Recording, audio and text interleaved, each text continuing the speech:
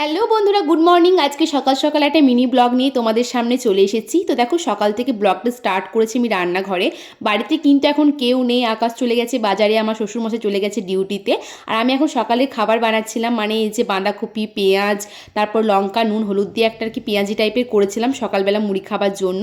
তো সকালে খাওয়া দাওয়া তো হয়ে গেছে, আর এখন আমি বসেছি আর কি এঁচোড় কাটতে। আর এটা কিন্তু আমার লাইফে ফার্স্ট টাইম এঁচোড় কাটা, তাও আবার শ্বশুরবাড়িতে। মানে এখানে কেউ নেই, আর আমি কিভাবে কি করব কিছু বুঝতেই পারছিলাম না।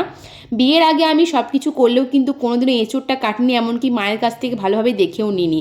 আর এই এঁচোড়টা দেখলেই আমার বিরক্ত লাগতো, খেতে তো খুব ভালো লাগে, কিন্তু এই যে আঠার ভয়ে আমি কোনোদিনও মানে এঁচোড়ের ধারে পাশে পর্যন্ত যাইনি।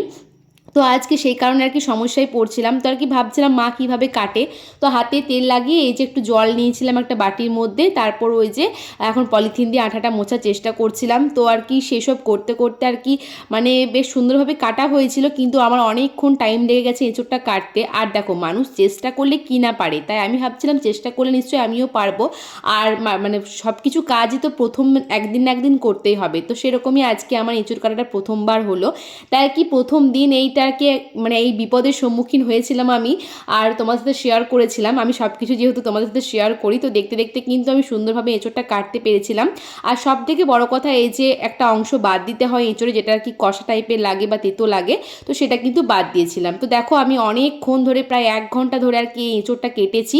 তো সুন্দরভাবে আশা করি কাটা হয়ে গেছে। আর রান্না তো আমি করতে জানি, কারণ এর আগে মা অনেকবার এঁচোড় কেটে দিয়েছে, আমি কিন্তু রান্না করেছি। তো কেমন লাগলো মিনি ব্লগটা অবশ্যই জানাবে। আর আমার এঁচোড়ের রান্নাটা কিন্তু কেমন লাগছে খেয়ে তো বলতে পারবে না, অবশ্যই দেখে কিন্তু কমেন্ট করে জানিও। আজকের মতো টাটা, বাই বাই।